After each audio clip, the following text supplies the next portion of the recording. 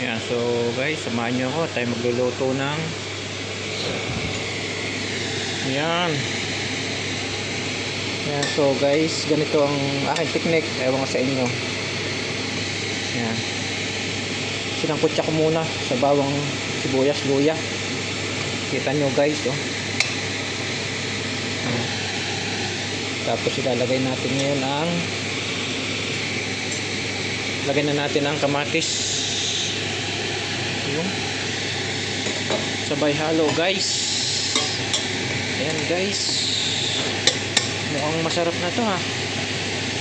Sa hindi pa nakakaalam ng lutong ganito, i-try nyo, sigurado hindi ka mapapahiya. Ayan, oh.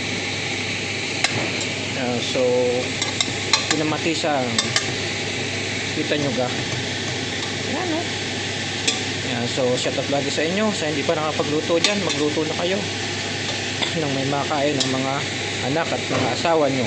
Ayan, so bye bye, ingat tayo palagi.